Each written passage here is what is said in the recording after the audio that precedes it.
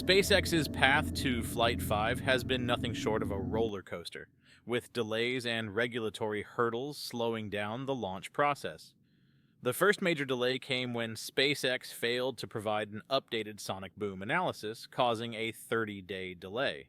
Then the latest holdup was due to SpaceX's failure to comply with Texas law, which is a prerequisite for getting a launch permit.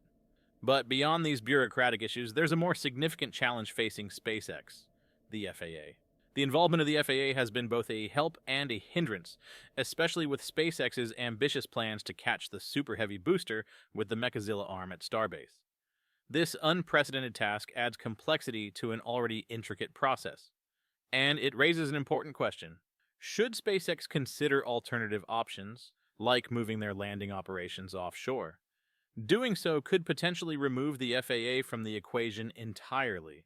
But it's not just about regulatory workarounds. Moving landing operations offshore would have a profound impact on Starship's future. How soon could such a solution be implemented, and how would it affect the rapid reusability that SpaceX has been striving for?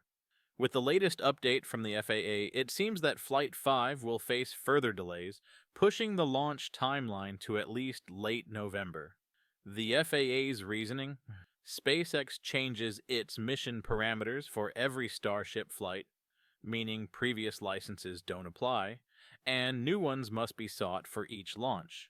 This ongoing friction between SpaceX's fast-paced, iterative development approach and the FAA's more rigid protocols highlights a fundamental clash in how progress is being measured. Starship, like any rocket in development, needs to change and evolve rapidly.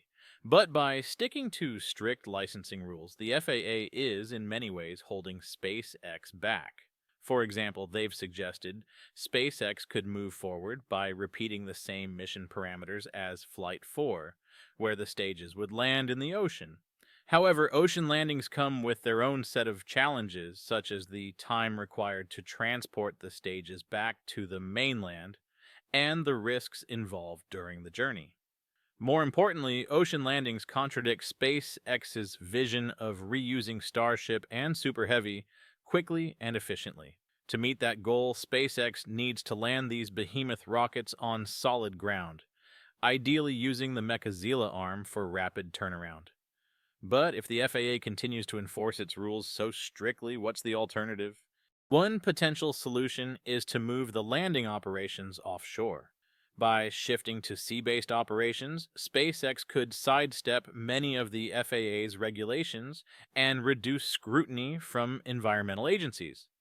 Landing at sea also offers a safer environment, reducing risks to people and surrounding infrastructure in case of an emergency. But sea-based landings are no walk in the park. There are significant challenges involved in rethinking the landing approach for both Starship and the Super Heavy booster. SpaceX could opt for drone ships, a method they've successfully used with the Falcon rockets. But Starship is a different beast, far larger and more powerful.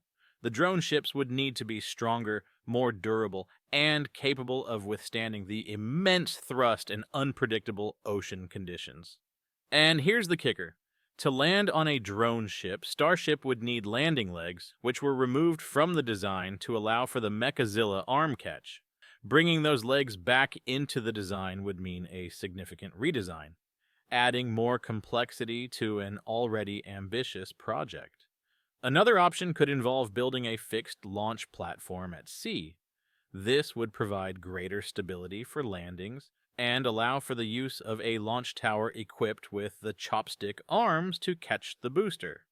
However, this solution comes with its own logistical hurdles.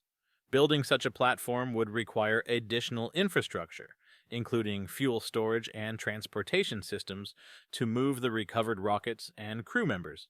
Then there's a hybrid solution, a combination of a launch tower with a mobile drone ship. This would offer both stability and mobility, potentially reducing the need for land-based infrastructure.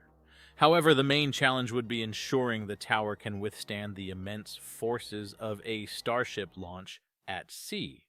Offshore operations have long been a part of SpaceX's plans, with proposals for drone ship landings in the Atlantic and Gulf of Mexico. In 2021, SpaceX even purchased two oil rigs to convert them into launch and landing platforms for Starship, although they later sold them. As recently as early 2023, Gwynne Shotwell reaffirmed that sea-based operations are still part of SpaceX's long-term vision. So, while we may not see sea landings immediately, it's clear that SpaceX is keeping all options on the table. But what about the FAA's role in all of this? SpaceX recently recovered parts of Super Heavy Booster 11, which had been underwater for over 3 months. While these parts were significantly damaged, the recovery marks a critical milestone for sea-based operations. SpaceX can now analyze the impact of ocean exposure on the booster, gaining valuable data to improve future designs. Could this recovery effort help convince the FAA to ease its restrictions on future launches? Looking ahead, it's clear that the next few flights of Starship will continue to prioritize landing with the Mechazilla arm at Starbase. The recent completion of Launch Tower B and ongoing system upgrades at Starbase indicate that land-based operations are still very much part of SpaceX's plan. However, the possibility of sea-based landings offers an intriguing alternative, especially if it means avoiding further delays from regulatory agencies. As we wait for Flight 5, SpaceX is hard at work refining its systems and preparing for the next milestone. Whether it's landing Starship on a Mechazilla arm, a drone ship, or an offshore platform, one thing is certain: SpaceX will continue to push the boundaries of what's possible in space travel. The question is, how soon will the FAA let them? Let us know your thoughts in the comments below, and stay tuned for more updates on the SpaceX journey. Don't forget to hit that like button, smash subscribe for more jaw-dropping space updates, and join us as we embark on a cosmic journey like never before.